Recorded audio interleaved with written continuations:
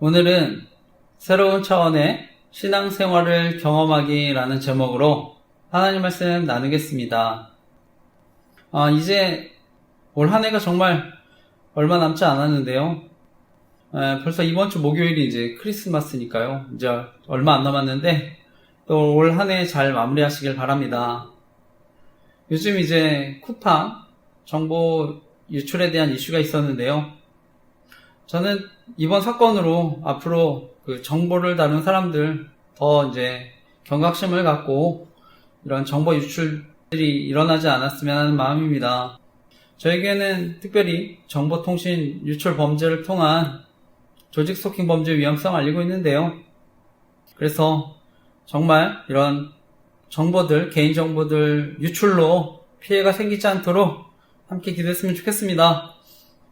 그리고 이제 요즘 전기 민영화에 대한 논란이 있는데 그동안 계속 이제 정권이 바뀔 때마다 전력, 철도, 의료 민영화에 대한 논란들이 계속 있었습니다. 그래서 저는 정말 또 이권이 아니라 정말 미래 세대, 또 대한민국 국민들을 위한 정책들이 이루어졌으면 하는데 함께 기도했으면 좋겠습니다. 그리고 요즘 이제 계속되는 고환율로 인해서 논란이 있습니다. 그래서 이제 원자재 수입 기업들 또 가계 경제에 어려움 줄 수 있다 생각하는데 정말 이제 생활 물가들 올라서 또 어려움 당하지 않도록 함께 기도했으면 좋겠습니다. 특히 이제 중소기업들 더 어려울 수 있다고 생각하는데 빨리 환율이 안정되도록 함께 기도했으면 좋겠습니다. 저는 요즘 대한민국 사회를 보면은요, 다른 어느 때보다 더 정치 사회적인 갈등이 크다고 생각합니다. 그러니까 이제 대한민국에 45년 만에 비상계엄도 있었다 생각하는데요. 저는 여당이든 야당이든 잘하는 부분도 있고 못하는 부분도 있다 생각합니다. 근데 현재 이제 대한민국 사회가 너무 양극화되었다고 생각하는데요. 저는 지도자분들이 권력을 차지하기 위해서 또 이념, 지역 갈등 끌어들이고 요즘은 세대와 남녀 갈등도 이용한다고 생각합니다. 그런데 이제 무엇보다 국민의 안전과 생명, 정치적으로 이용되지 않도록 또 기도했으면 좋겠습니다. 과거 우리나라 이제 세월호 또 무한공항 참사 등을 다 겪었는데 요즘은 이제 캄보디아 납치 감금에 대한 사건도 있었습니다. 그리고 이번에 군대에서는 합참에서 장성 전원 또 2년 이상 근무한 중령 대령 교체한다는 기사도 봤는데 저는 국민들의 생명과 안전 그리고 안보에 공백이 생기지 않았으면 하는데 함께 기도했으면 좋겠습니다.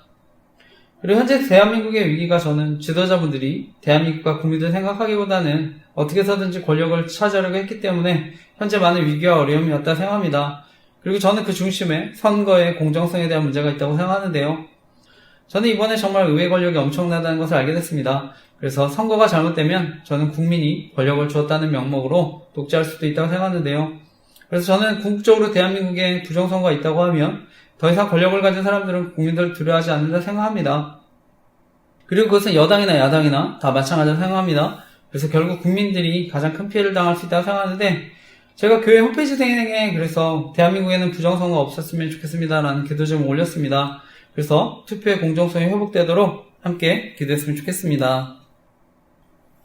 그리고 오늘 저희 설교를 처음 들으신 분들 계실 수 있다 생각하는데 저희 교회는 온라인 선교도 하고 있습니다. 그래서 저는 정말 예수님 모르시는 분들 복음을 듣고 예수님 영접하셨으면 하는 마음으로 말씀 전하고 있습니다.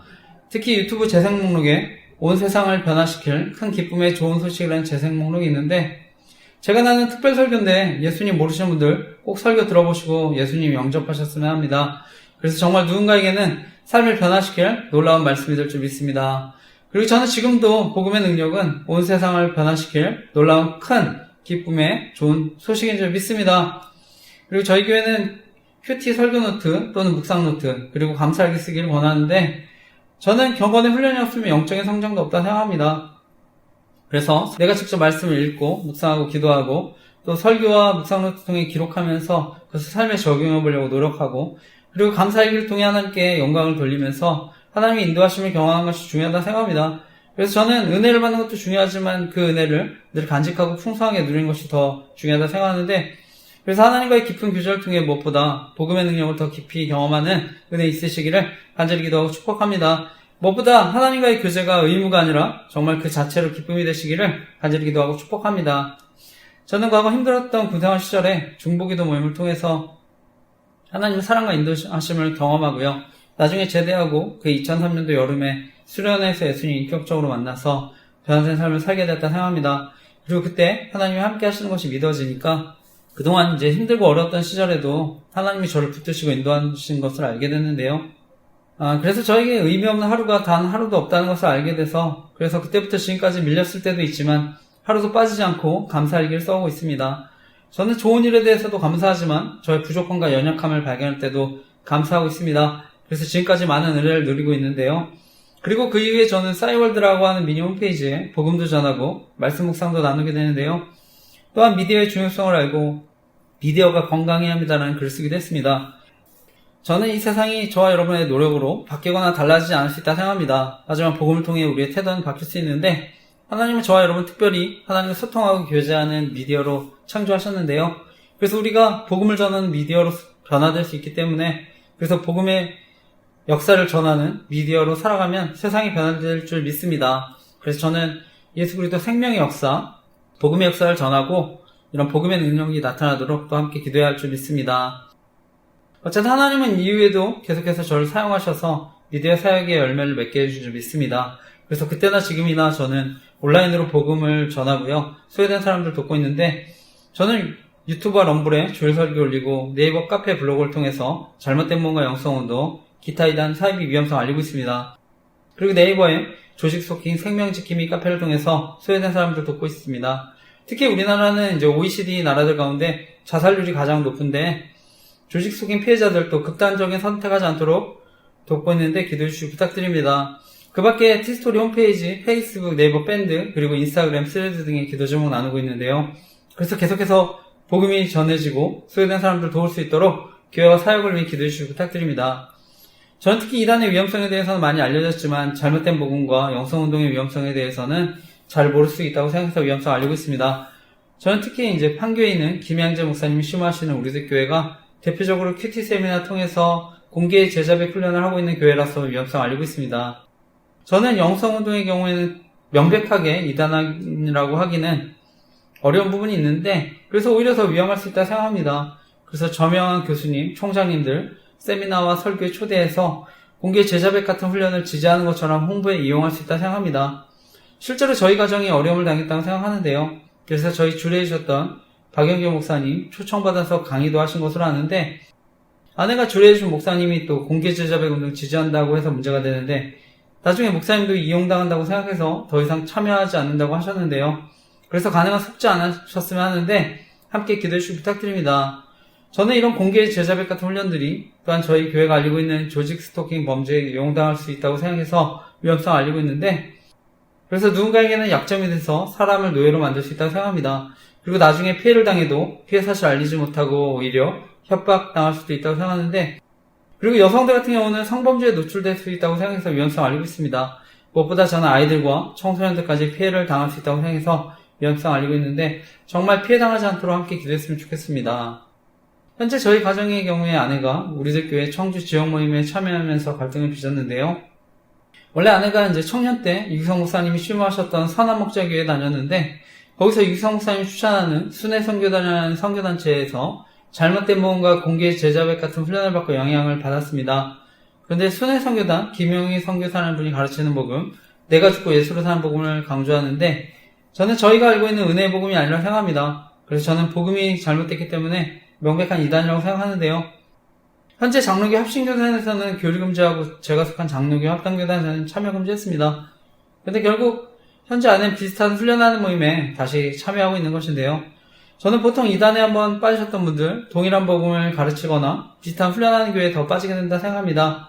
그런데 저는 무엇보다 이러한 잘못된 복음과 영성운동이 또 사람들에게 신앙적으로 완전하지 못하다는 죄의식과 두려움을 갖게 만들어서 자신들을 따르게 만든다 생각합니다. 그래서 자신들이 가르치는 복음과 영성훈련만이 이러한 문제들 해결해 줄 수 있는 것처럼 속이고 자신들의 신격화 또 교자시킬 수 있다고 생각하는데 그래서 이러한 완전주의 복음과 영성운동 위험성을 알리고 있습니다. 저는 순회 선교단의 김용희 선교사라는 분이 가르치는 복음, 내가 죽고 예수로 사는 복음을 유기성 목사님도 동일하게 가르친다고 생각합니다. 그래서 동일하게 위험할 수 있다고 생각하는데 그리고 실제로 저는 유기성 목사님이 가르치는 복음과 영성운동이 저희 가정에 큰 어려움 끼쳤다 생각합니다. 저 개인적으로도 신대원 가서 사역할 때 조직적인 스토킹도 경험하고 그분이 저를 거짓 선지자인 것처럼 설교를 통해서 괴롭혔다 생각합니다. 그런데 저는 오히려 그분이 잘못된 복음과 영성운동을 가르친다고 생각했는데요. 그리고 결국 이제 결혼해서도 문제가 되니까 저는 이제 잘못된 복음과 영성운동의 위험성을 알리는 블로그를 처음 만들고 나중에 피해자 카페까지 만들게 되었습니다. 제가 이와 관련한 자세한 내용들 저희 교회 홈페이지 카페에 저희 가정과 교회 피해 사례에 가스라이팅에 대한 피해 내용 추가해서 올렸습니다. 그래서 읽어보시고 기도 부탁드립니다. 그런데 결국 이러한 잘못된 복음과 영성운동의 가장 큰 문제는요, 저는 구원에 관한 문제일 수 있기 때문이라고 생각합니다. 저는 오늘날 사단이 계속해서 사람들이 구원의 복음을 듣지 못하도록 방해하고 또는 복음을 듣더라도 잘못된 복음을 믿도록 사람들 미혹할 수 있다고 생각합니다. 그래서 저는 말씀이 아니라 사람을 의지하고 따르면 나중에 영원한 심판을 받을 수 있다고 생각합니다. 이번에 저희 장로교 합동 110회 총회에서 사랑침례교회 정동수 목사님을 이단으로 규정한 것을 알고 있습니다.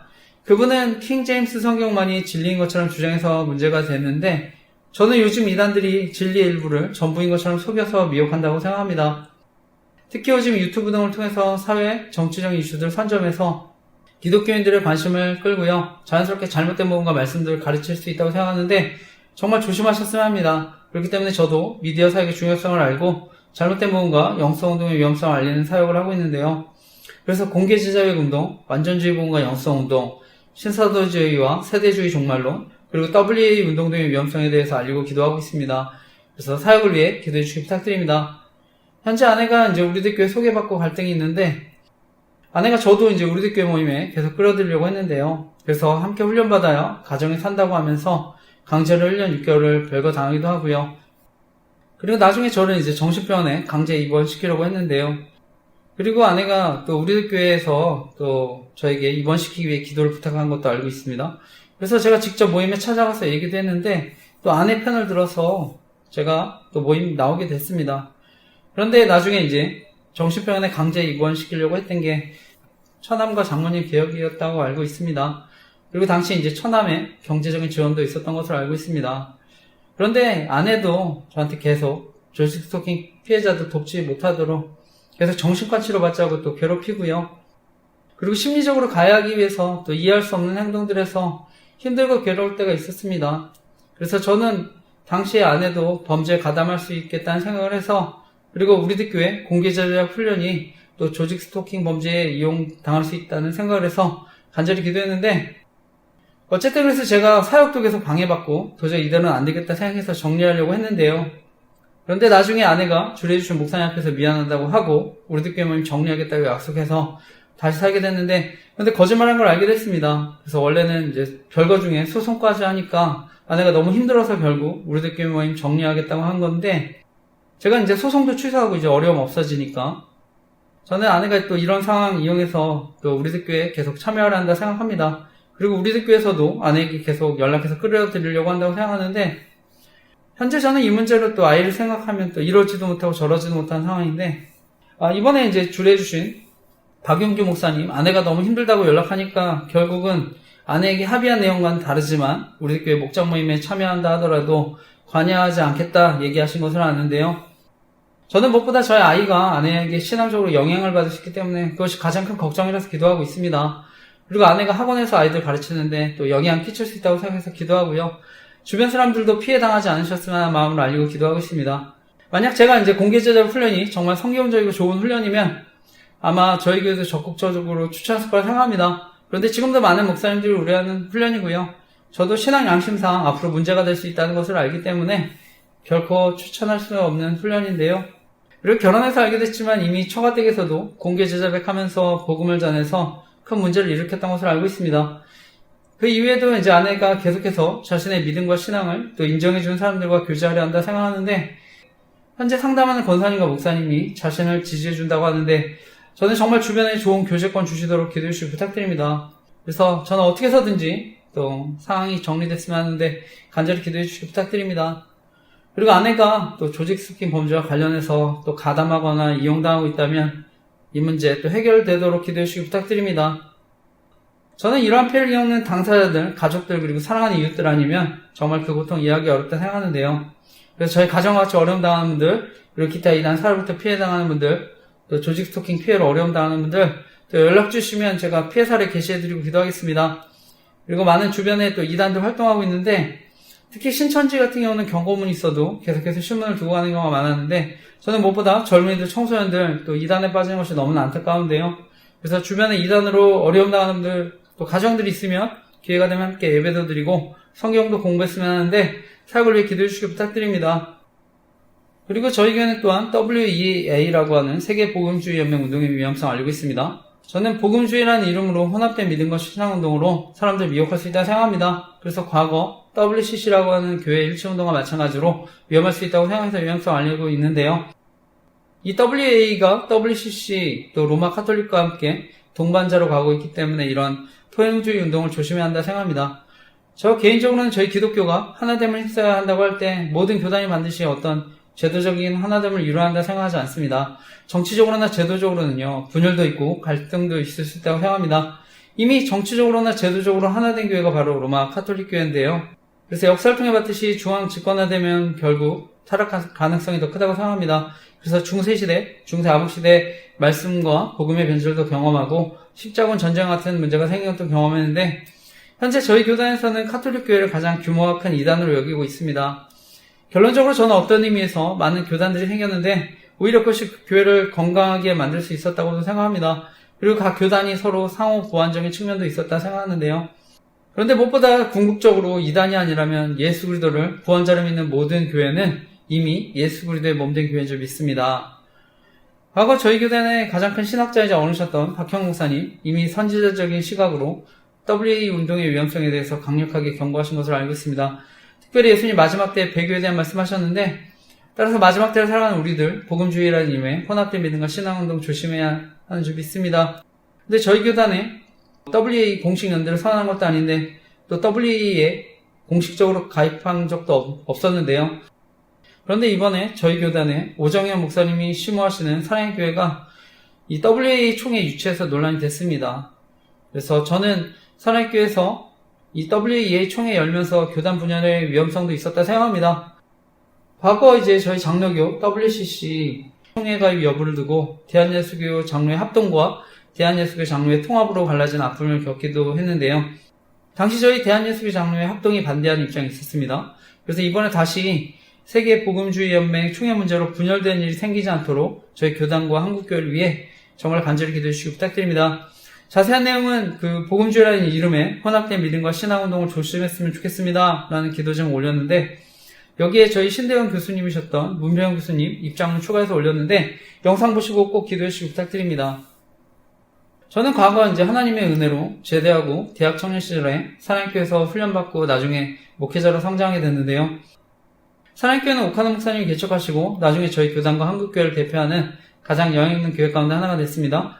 현재 오정현 목사님 심호하 계신데, 제가 알기로 사랑교회 심호하시는 오정현 목사님 이제 은퇴도 얼마 안 남으신 것으로 알고 있는데 사랑교회가 저희 교단과 한국교회에 선한 영향력을 끼칠 수 있도록 함께 기도해 주시기 부탁드립니다.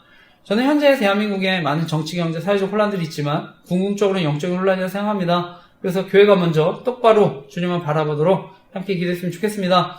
그래서 하나님이 통치하시고 인도해 주시도록 기도했으면 좋겠습니다. 그러면 저는 하나님께서 대한민국의 정치, 경제, 사회적인 문제들 또 해결해 주실 줄 믿습니다.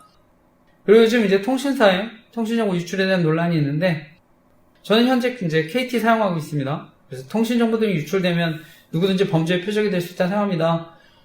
과거 이제 저희 딸 사진 필요하다고 해서 증명사진 카톡을 보냈는데 저는 유출돼서 이용당했었다 생각합니다. 근데 이번에 이제 카카오톡 또 15년 만에 대대적인 개편한 것으로 아는데, 저는 보안 취약점들이 개선돼서 또 국민 메신저 앱으로 신뢰를 받았으면 하는 마음인데 함께 기도했으면 좋겠습니다. 저는 개인정보 등이 유출되면 아이들도 범죄에 노출될 수 있다고 생각합니다. 무엇보다 저희 교회가 알리고 있는 조직 스토킹 범죄에 이용당할 수 있다고 생각해서 필독공지에 통신사와 개인정보를 다는 사람들에 관한 기도 제목을 올렸습니다. 특히 이제 주변 사람들도 큰 피해를 줄 수 있기 때문에 이러한 범죄가 사라지도록 함께 기도해 주시기 부탁드립니다. 저 개인적으로는 요즘에 이런 통신정보 유출에 따른 피해들이 생길 수 있다 보니까 가능한 보안이 좋은 메신저 앱도 사용하고 있습니다. 젊은 사람들은 또 인스타그램, DM 메시지도 많이 이용하고 텔레그램도 많이 이용하는 것으로 알고 있는데, 저 개인적으로는 시그널이라는 앱이 보안이 좋다고 해서 추천드리고 있는데요. 통화나 문자 다 이용할 수 있습니다. 그래서 정보통신 등의 유출로 피해당하는 분들 계시면 이용해 보셨으면 합니다. 그리고 조직통신 피해자분들 연락하실 수 있도록 시그널로 보안 링크 만들어서 알리고 있습니다. 그리고 텔레그램 링크도 있는데 피해 당하시는 분들 계시면 이용해보시고 연락 주시기 부탁드립니다. 그런데 저는 스마트폰 자체가 해킹이 되면 통신정보뿐만 아니라 사생활까지 노출돼서 피해를 키울 수 있다고 생각하는데요. 그래서 가능하면 저는 보안이 좋은 최신폰 이용하는 게 가장 좋다고 생각하고요. 그리고 요즘 이제 AI가 발전하고 있는데 저는 보안은 안드로이드 폰보다는 아이폰이 더 좋다고 생각합니다. 그리고 아이폰이 보안 업데이트 지원을 오랫동안 해주기 때문에 추천드립니다. 그리고 이제 윈도우 PC보다는 맥북 등이 더 보안이 좋다고 생각합니다. 그런데 요즘은 인터넷에 연결된 스마트 기기 등에도 해커들은 악성 코드를 심을 수 있기 때문에 조심하셨으면 합니다. 저에게 이제 조직 스토킹 피해로 연락 주신 분들 대부분 스마트폰 등의 해킹 피해를 경험하셨는데 스마트 기기는 해킹당하면 저는 조직 스토킹과 같은 범죄에 더 쉽게 노출되기 때문에 더 위험하다고 생각하는데 더욱 조심하셨으면 합니다. 제가 알고 있는 조직 스토킹 범죄는요, 개인정보 알아내서 심리적으로 가해서 괴롭히는 범죄입니다.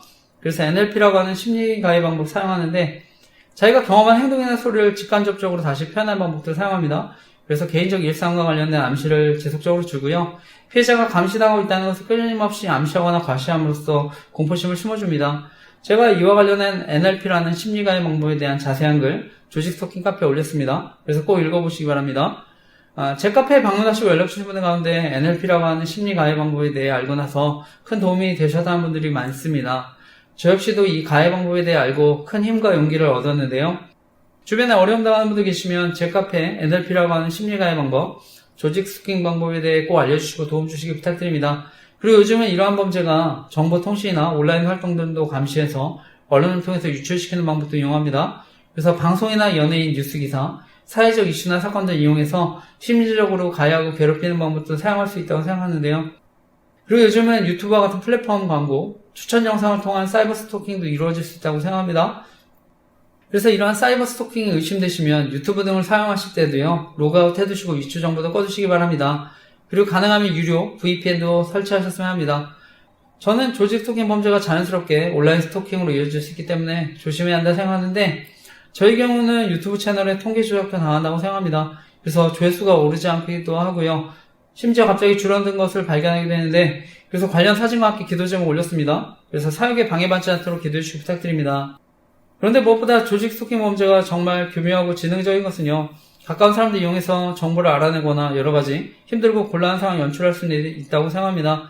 그래서 전화나 문자로 안부를 물으면서 정보도 알아내고 약점을 찾거나 만들어서 괴롭히는 방법도 사용한다고 생각하는데요. 특히 카톡이나 문자 같은 경우는 명의를 빌리면 언제든 범죄에 이용할 수 있다고 생각합니다. 그래서 특별한 사건이 생기거나 어떤 장소에 가게 되면 연락하거나 문자나 카톡 등을 보내면서 지능적으로 정보를 알아내거나 괴롭힐 수 있다고 생각합니다. 결국 제가 이러한 범죄를 알리는 가장 큰 이유는요. 사람들과의 관계를 파괴하고 심지어 생명을 빼앗을 수 있는 심각한 범죄라서 위험성을 알리고 있습니다. 그래서 사람들 사이 신뢰를 무너뜨리고 이간질시키는데 언론을 통해서도 이간질할 수 있다고 생각합니다. 그래서 저는 믿고 신뢰할 만한 가족, 친구, 이웃들도 이용할 수 있기 때문에 결국 피해자들이 극단적인 선택도 하게 만들 수 있다고 생각합니다. 그런데 저는 가해자들 역시 역정보로 더 큰 범죄에 이용되고 나중에 약점이 잡혀서 언제든 피해자가 될 수 있다고 생각하는데요. 그리고 여성 가해자의 경우는 역정보로 성범죄에 노출돼서 피해당할 수 있다고 생각하는데 특히 오늘날 묻지마 폭행과 살인과 같은 심각한 보복 범죄도 일어날 수 있기 때문에 처음부터 가담하지 않으셨으면 하는 마음인데 함께 기도했으면 좋겠습니다. 현재 피해자분들 가운데 과거 자신의 잘못이나 약점으로 인해서 피해 사실에 대해 알리기 두려워하시는 분들도 계신 것으로 알고 있습니다. 특히 여성들 같은 경우는 피해 사실을 알리면 성적인 수치심 등으로 괴롭힘당한다 생각하는데 저는 언론을 통해서도 성적인 조롱과 괴롭힘 당할 수 있다 생각합니다. 그리고 제가 카페에 올렸지만 연애 조작을 통한 범죄로 의도적으로 접근해서 성적인 놀잇감 삼을 수 있다고 생각하는데 조심하셨으면 합니다. 특히 저는 요즘 조직 스토킹 범죄가 아동 청소년들까지 표적으로 삼을 수 있다고 생각하는데요. 그래서 과거 N번방과 같이 조직적인 성범죄의 피해자들 언제든 생길 수 있다고 생각합니다. 저는 이미 대학 청년 시절에 싸이월드의 정보통신범죄를 이용한 성범죄에 오랫동안 경고했습니다. 그래서 전 앞으로도 또 N번방과 같이 조직적인 성범죄 피해자들을 언제든 생길 수 있다고 생각하는데 피해자들이 이런 피해 당하지 않도록 기도했으면 좋겠습니다. 그런데 피해를 당하신 분들도 주변에 피해를 사실을 적극적으로 알리셨으면 합니다. 그래서 계속해서 나쁜 소문을 만들어서 유축시키고요. 고립시킬 수 있기 때문에 추가적인 피해 당하지 않으시도록 주변에 알리시길 바랍니다. 그리고 도움이 필요하신 분들 계시면 저에게 연락 주시기 부탁드립니다. 결론적으로 전문가들은요. 스토킹 범죄가 성폭행 또는 살인사건의 전조적인 행위고 예비적인 행위가 될 수 있기 때문에 가볍게 여기지 말아야 한다고 경고하는데 그래서 특히 정보를 다는 사람들이 조직 스토킹 범죄에 가담하는 경우 더 강하게 처벌하는 바가 만들어질 수 있도록 기도했으면 좋겠습니다. 무엇보다 주변 사람들까지 큰 피해를 줄 수 있는 심각한 범죄이기 때문에 이러한 범죄들 가담하는 사람들 처벌도 받고 사라지도록 함께 기도했으면 좋겠습니다. 그래서 정말 대한민국이 안전하고 행복한 나라가 되도록 함께 기도해 주시기 부탁드립니다. 그런데 저는 영적 지도자들도 설교를 통해서 동일하게 범죄에 가담할 수 있다고 생각하는데요. 그래서 개인정보나 사생활 정보 이용해서 설교를 통해서 교묘하게 조롱하고 괴롭힌다 생각하는데, 저는 대학 청년 시절에 이런 범죄에 대해 알고 나서 싸이월드라고 하는 미니 홈페이지에 이런 글들 올리기 시작했습니다. 그때 이미 영향 있는 목사님과 담임 목사님들이 범죄에 가담할 수 있다는 것을 알게 됐는데, 그래서 제가 하나님 앞에 이러한 피해자들을 돕는 목회자가 되게 해달라고 간절히 기도했는데, 저는 하나님이 그 길을 인도해 주셨다고 믿습니다. 저는 목회자들이 조직 스토킹 범죄에 가담하거나 그리고 이와 관련된 권력형 성범죄를 저지르는 것은 아무리 저는 목회자가 큰 약점이 잡혀 이용당한다 하더라도 사람들이 하나님부터 떠나게 만드는 영적인 살인이라고 생각하고 있습니다. 그래서 제가 조직 스토킹 생명지킴이 카페 만들어서 복음을 전하고 사람들을 돕고 있는데요. 넷플릭스의 나는 시인다에서 나는 생존자라는 다큐가 방영됐습니다. 이 다큐를 보면 이제 이단으로 인한 조직 스토킹과 권력형 성범죄에 피해를 당한 여성에 대한 이야기가 나오는데, 여기에 보면 이제 고위 공무원들까지도 가담해서 이단의 교주를 돕는 것을 봤는데요. 그런데 저희 교단에서도 성범죄를 저질러서 큰 무리를 일으켰지만 다시 개척해서 목회를 하는 전병욱 목사님이라는 분이 계십니다. 현재 대법원에서 업무상 위력에 의한 추행 또는 기습추행으로 형법 제298조의 강제추행죄에 해당한다는 판결을 받으신 것으로 알고 있습니다. 저는 과거 수많은 피해자들의 증언과 피해 정황들, 그리고 심지어 녹취록까지 다 있었지만 권력과 힘이 있으니까 다시 개척하셨다고 생각합니다. 저는 연세대학교를 재학 중이시거나 졸업하신 분들에게는 죄송한 말씀이지만 이분이 연세대학교 경영학과를 졸업하신 분이라서 더 큰 힘과 권력을 가지게 되었다 생각합니다. 그리고 지금도 계속해서 목회를 하시기 때문에 큰 영향력을 끼친다고 생각합니다. 그래서 언론을 통해 자신의 성범죄를 피해자들과 재판부의 책임으로 돌리고 보호받는다고 생각합니다. 그리고 이분의 성범죄를 덮기 위해 언론을 통해 성범죄 무고 사건이나 남녀 갈등도 이용한다 생각합니다. 오늘날 사회에서도 성범죄를 저지르면 업종 등 취업 제한도 있는데, 저는 목회자는 더 엄격히 한다 생각합니다. 특히 이제 목회자 성범죄가 나쁜 것은요, 여성 피해자들의 영혼에 깊은 상처 아픔을 주는 심각한 범죄이기 때문이라 생각합니다. 그리고 목회자 성범죄는요, 개인의 문제를 넘어서 교회 전체에 대한 신뢰의 문제로 이어지기 때문에 하나님의 영광을 가릴 수 있다고 생각합니다. 저는 과거에 이제 조직 스토킹 범죄와 관련해서 이분에 대해 싸이월드에 글을 올리기도 했었는데요. 그리고 이분과 관련해서 당시 저희 대학부 담당 목사님과도 상담을 했었습니다. 근데 그분도 이제 연세대학교를 졸업하신 목사님이셨는데 당시 도움과 공감을 받지 못해서 힘들었습니다. 어쨌든 저는 이후에도 계속해서 큰 어려움을 겪었다 생각하는데, 특히 언론을 통해서 제가 성범죄자 이미지로 계속해서 낙인을 찍히는 괴롭힘을 당했다 생각합니다. 그래서 저는 온라인 범죄뿐만 아니라 또 오프라인 또 스토킹으로도 계속 이어질 수 있다 생각합니다. 현재 저희 아파트 같은 층 옆집의 경우에 새롭게 주인이 바뀌고 전세로 들어오신 분이 계신데, 현재 전병우 목사님 닮은 쌍둥이 두 분이 이사 오셔서 살고 있습니다. 나이가 있으시고 두 분이 부모님 모시고 살고 계시는 것 같은데, 아파트 같은 층에 바로 맞은편이라서 마주치는 경우가 있습니다. 그래서 모른 척하고 살 수는 없어서 인사는 하고 있지만 불편한 마음이 있습니다. 저는 그분들도 이용당할 수 있다고 생각해서 조심스러운 마음도 있는데, 온라인이든지 오프라인이든지 또 심리적으로 가해야 하는 범죄들 사라지도록 기도해 주시기 부탁드립니다. 이미 저는 과거부터 대학 청년 시절에 싸이월드에 닮은 사람이 이용한 스토킹 범죄에 글을 썼는데, 그래서 저와 같은 피해자들 생기지 않으셨으면 하는 마음으로 조직 스토킹과 이와 관련된 성범죄 유형성 알리고 있습니다. 그래서 목회자들의 권력형 성범죄에 관한 기도 좀 올렸는데 보시고 기도해 주시기 부탁드립니다. 무엇보다 권력형 성범죄 저지른 경우 피해자들이 협박 등 2차 가해로 큰 어려움 당할 수 있다고 생각하는데요. 그래서 오히려 피해자들 어려움 당하지 않도록 목회활동과 개척하지 못하도록 제도적인 장치들이 마련되었으면 하는데 기도해 주시기 부탁드립니다. 그런데 제가 지금도 이런 조직 스토킹과 이와 관련된 권력형 성범죄 위험성 알리면 영향 있는 목사님 가운데 설교를 통해 사역을 방해하고 조롱하시는 분들 계신다 생각합니다. 실제로 저에게 조직 스토킹 피해로 상담하는 분이 계셨는데 설교를 통해 피해자만 조롱하고 괴롭혔다 생각합니다. 특히 대형교회 목사님의 경우는요, 많은 분들이 설교를 듣기 때문에 훨씬 더 영향력이 크다고 생각합니다. 그래서 피해자들이 더 큰 어려움 당할 수 있다고 생각하는데 더 큰 피해 당하지 않도록 기도해 주시기 부탁드립니다. 저는 교회는 함께 웃고 함께 우는 공동체가 되어야 한다고 생각하는데 정말 영향 있는 목사님들 범죄에 가담하지 않도록 기도해 주시기 부탁드립니다. 결론적으로 이러한 심각한 범죄들이 허용되고 오히려 보호받는 것은요, 결국 교회를 조롱하고 복음이 전해지지 못하도록 방해하는 사단의 큰 계략이라고 생각합니다. 저는 오늘날 세상의 타락은요, 결국 교회의 타락이고 저와 같은 목회자들과 영적 지도자들의 타락이라고 생각합니다.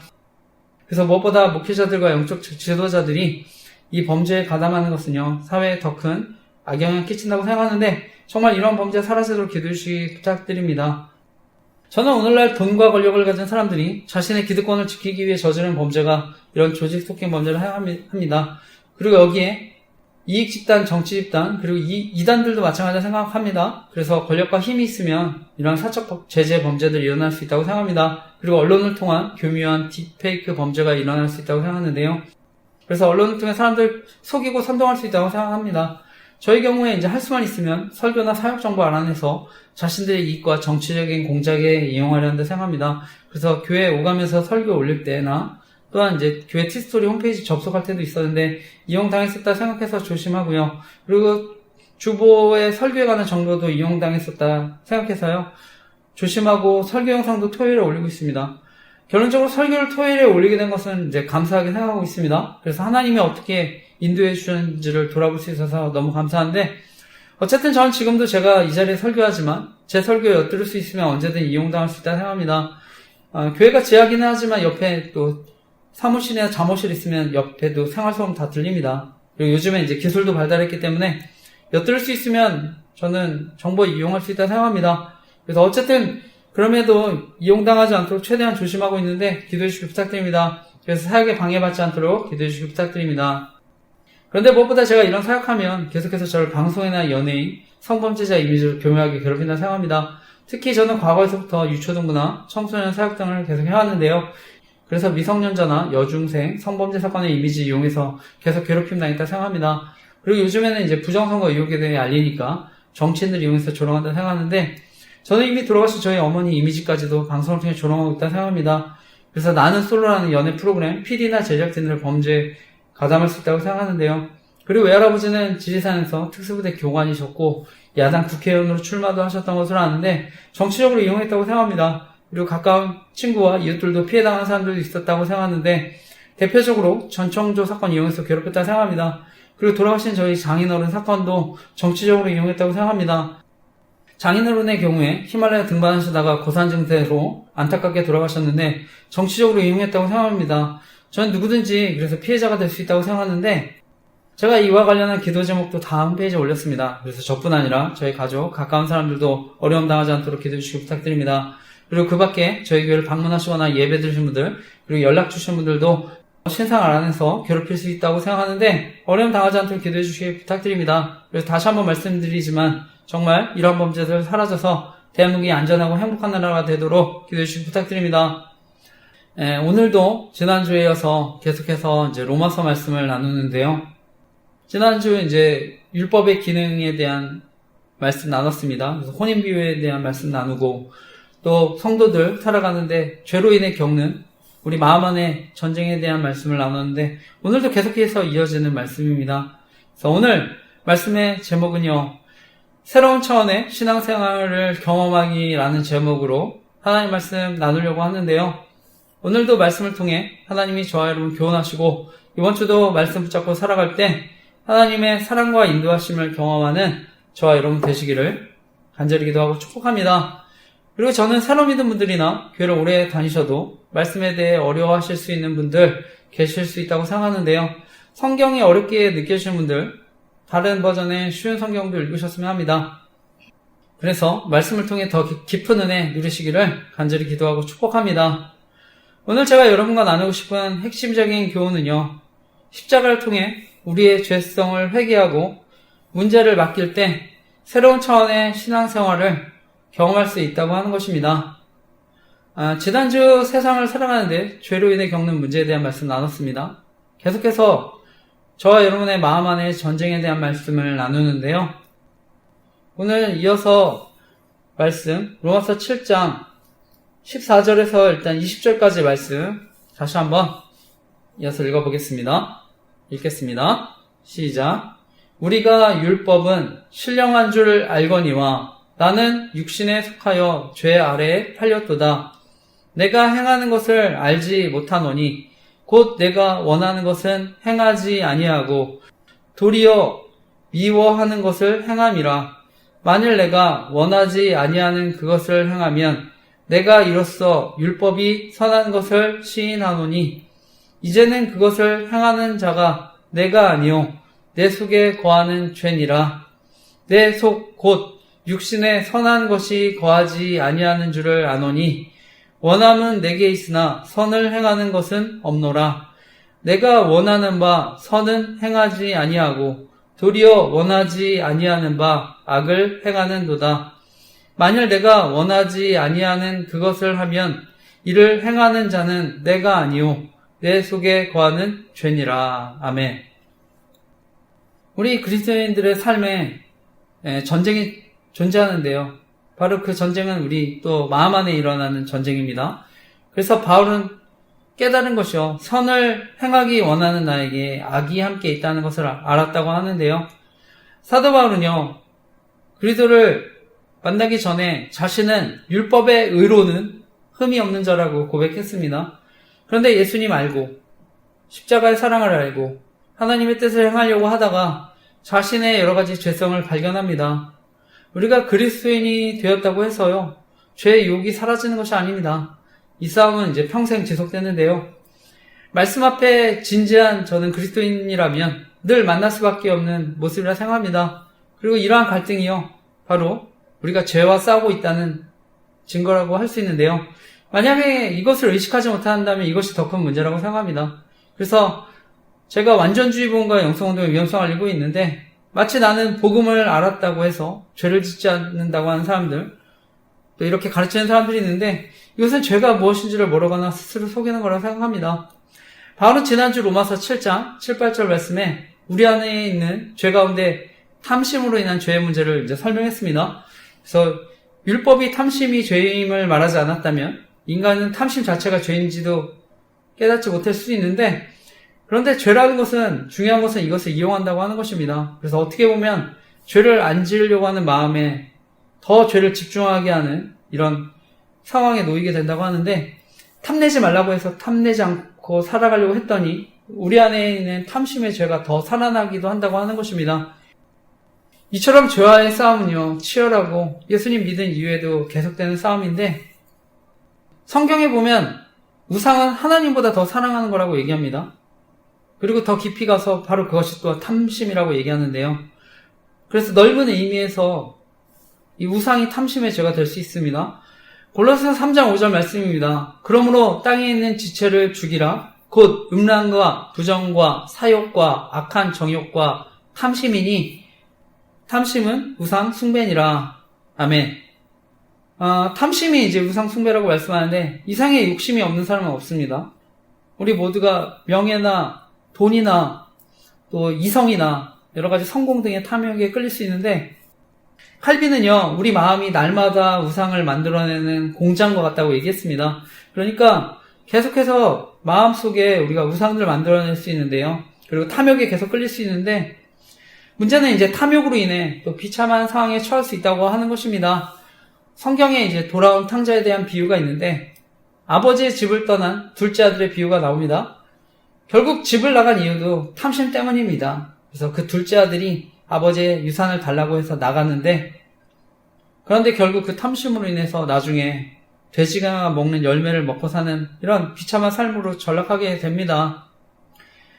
1972년에 미국 대통령 선거에 나갔던 리처드 닉슨 대통령이 있습니다. 그래서 어떤 대가를 치르더라도 선거에 이기겠다는 탐욕으로 당시 워터게이트 호텔 야당 사무실에 또 도청까지 해서요. 결국 이게 탄핵으로 몰려서 대통령직을 잃고 수치를 당했습니다. 결국 우리가 중요한 것은요. 저는 복음을 통해서 또 십자가를 통해서 우리 안에 흉악한 죄성들 발견하는 것이 중요한 줄 믿습니다. 내 안에 감추어진 여러 가지 정욕들, 탐심들, 교만, 이기심, 열등감들 발견하고 하나님께 나아가는 것이 중요한 줄 믿습니다.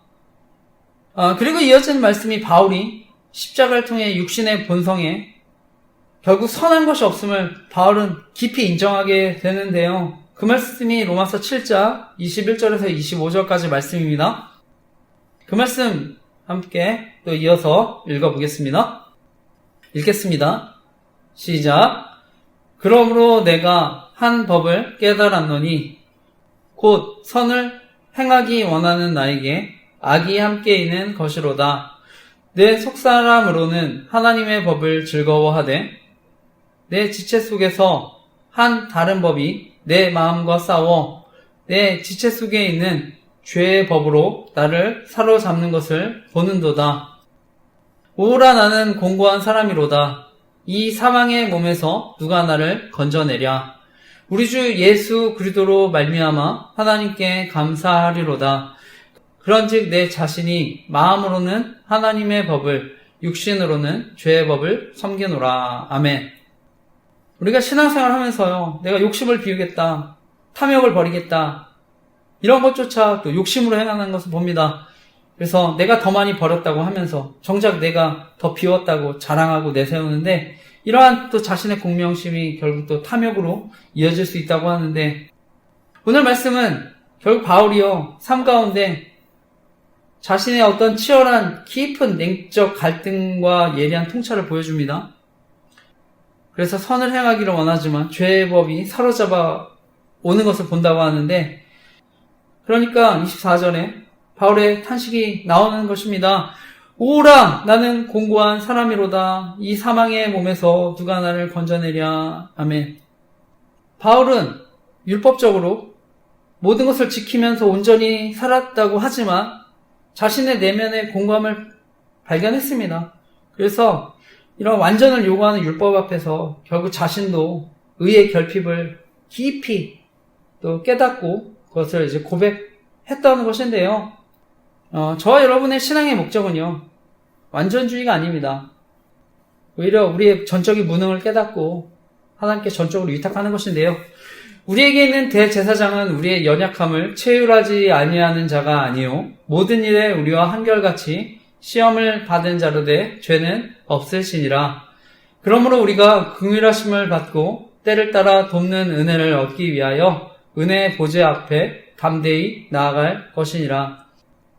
우리에게 있는 대제사장은 우리의 연약함을 체휼하지 아니하는 자가 아니요 모든 일에 우리와 한결같이 시험을 받은 자로 돼 죄는 없으시니라.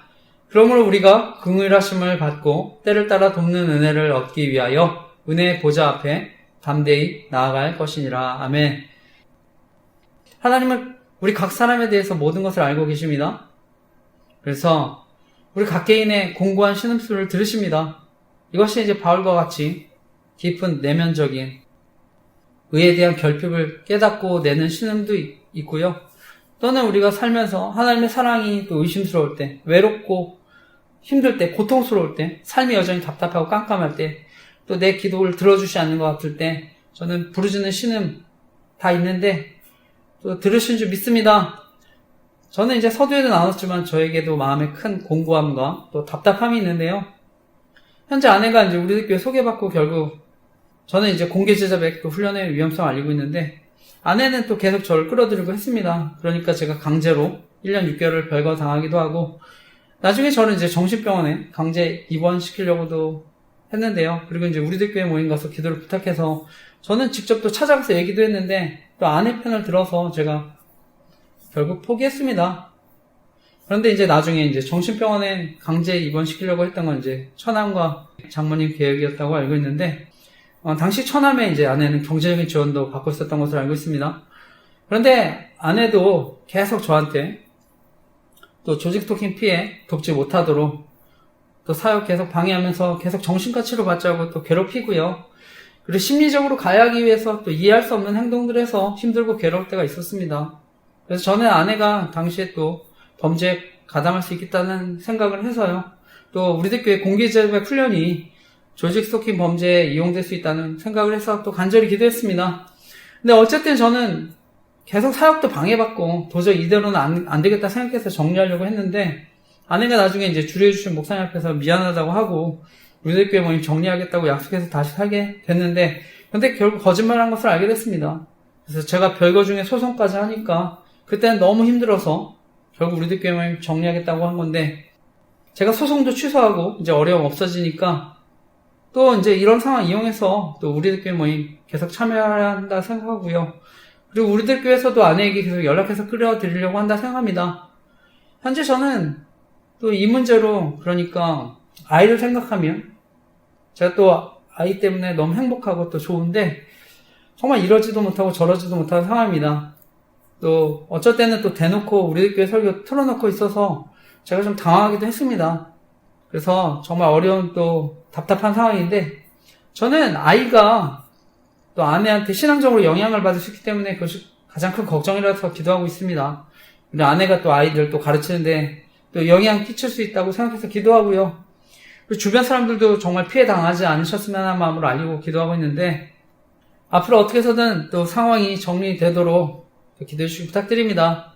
그리고 아내가 조직 스토킹 범죄 관련해서 가담하거나 또 이용당하고 있다면 또 해결해 주시도록 기도해 주시기 부탁드립니다. 여러분에겐 또 어떤 공고한 문제들이 있으십니까? 오늘 말씀, 이 사망의 몸에서 누가 나를 건져내랴 말씀하는데, 이 공고함의 문제는 또 여기서 끝나지 않습니다. 사도 바울은 예수 그리스도로 말미암아 하나님께 감사하리로다 이렇게 고백하고 연결이 되는데요. 저는 저희 가정에 또 공고함의 문제, 또 기도하면서 또 하나님이 자연스럽게 잘못된 몸과 영성운동의 위험성을 알리는 블로그, 카페 만들어서 피해자들 돕고, 조직 스토킹, 또 피해자들 또 돕게 되었다 생각합니다. 제가 닉슨 대통령 탐욕으로 이제 대통령직 잃고 수치를 당했다는 이야기 드렸는데, 이와 반대로 당시 미국의 닉슨 대통령 시절에 그의 보좌관으로 활동했던 찰스 콜슨이라는 사람은요, 닉슨 대통령 그 워터게이트 스캔들 연루돼서 이분도 같이 감옥에 가게 됐는데, 이분은 감옥에서 복음을 듣고 변화됩니다. 그리고 그 감옥에 있는 사람들을 대상으로 전도하는 일을, 교도소 선교단체를 시작하는데, 감옥에 갇혔을 때 이제 그곳에 있던 연약한 사람들의 모습 눈을 뜨고요. 이 섬기는 일에 자신의 생애를 바치겠다고 이렇게 해서 나아가게 됐는데, 때로는 우리가요, 우리 능력의 한계에 또 도달했을 때, 또 공고한 문제를 만났을 때, 또 하나님이 새로운 길로 또 인도해 주실 줄 믿습니다. 오늘 마지막 말씀은요, 결국 바울 자신을 괴롭히는 이런 문제, 공고함의 문제, 그걸 통해서 또 하나님의 사랑을 더 깊이 경험했다고 하는 고백입니다. 그것이 로마서 8장 1절에서 6절, 오늘 마지막 말씀인데 그것도 함께 읽어보겠습니다. 읽겠습니다. 시작. 그러므로 이제 그리스도 예수 안에 있는 자에게는 결코 정죄함이 없나니, 이는 그리스도 예수 안에 있는 생명의 성령의 법이 죄와 사망의 법에서 너를 해방하였음이라. 율법이 육신으로 말미암아 연약하여 할 수 없는 그것을 하나님은 하시나니, 곧 죄로 말미암아 자기 아들을 죄 있는 육신의 모양으로 보내어 육신의 죄를 정하사 육신을 따르지 않고 그 영을 따라 행하는 우리에게 율법의 요구가 이루어지게 하려 하심이니라. 육신을 따르는 자는 육신의 일을, 영을 따르는 자는 영의 일을 생각하나니, 육신의 생각은 사망이요 영의 생각은 생명과 평안이니라. 아멘. 오늘 바울은요, 자신을 괴롭히는 공고함의 문제, 바울에게 있어서 의의 결핍이었는데요, 율법으로는 흠이 없다고 했지만 그 안에서 자신의 공고함을 발견하는데, 하지만 오늘 하나님께서 바울을 더 깊이 만나주십니다. 예수 그리스도 안에서요, 의롭게 된 사람들, 세상이 알지 못하는 이러한 기쁨이 있습니다. 그래서 로마서 7장에서 머무르지 않고 8장으로 넘어가는 신앙생활이 있는데, 저에게도 이제 로마서 7장에서 8장으로 넘어가는 이런 놀라운 사건의 계기가 있었습니다. 저는 이제 군대에 처음 갔을 때 이제 힘들기도 하니까요, 신앙에 대한 어떤 회의가 있기도 했는데요.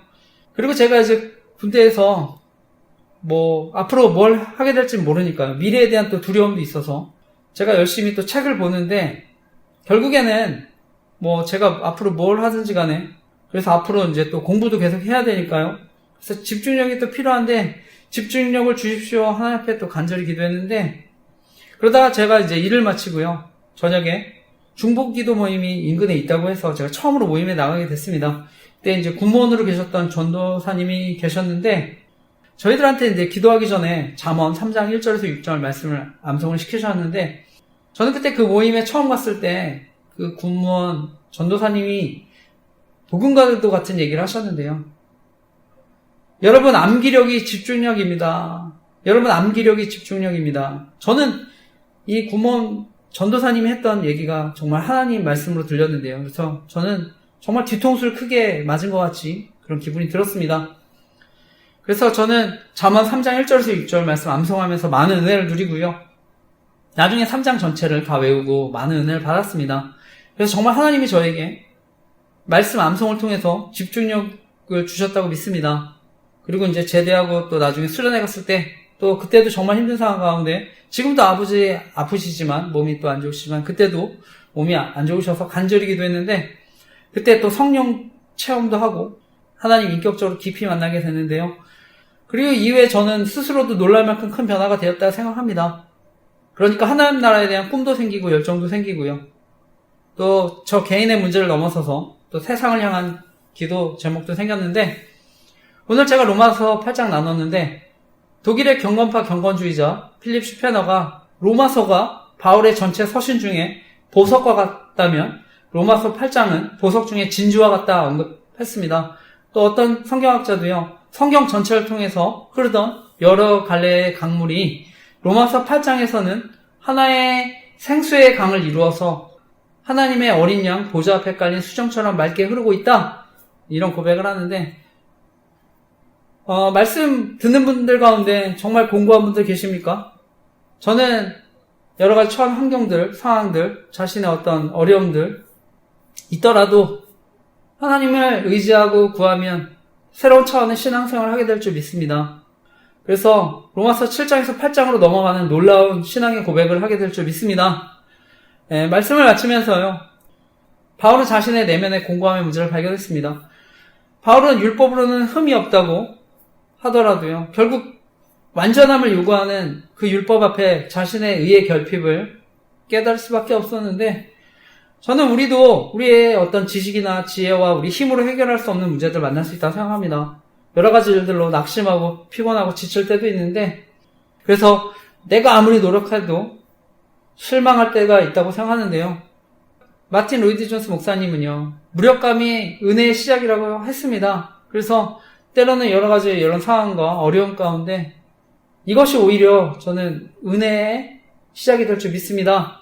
그래서 무엇보다 우리가 은혜의 보좌에 나아갈 때 그동안 알지 못했던 예수 그리스도의 충만한 은혜, 감격을 또한 맛보게 될 줄 믿습니다. 또 질적으로 완전히 다른 또 차원의 신앙생활을 하게 될 줄 믿습니다. 무엇보다 이 세상에 어떠한 고통과 어려움도 이기는 또 힘을 공급받게 될 줄 믿습니다. 요한복음 14장 27절 말씀입니다. 평안을 너에게 끼치노니 곧 나의 평안을 너에게 주노라. 내가 너에게 주는 것은 세상이 주는 것과 같지 아니하니라. 너희는 마음에 근심하지도 말고 두려워하지도 말라. 평안을 너에게 끼치노니 곧 나의 평안을 너에게 주노라. 내가 너에게 주는 것은 세상이 주는 것과 같지 아니하리니 너희는 마음에 근심하지도 말고 두려워하지도 말라. 아멘.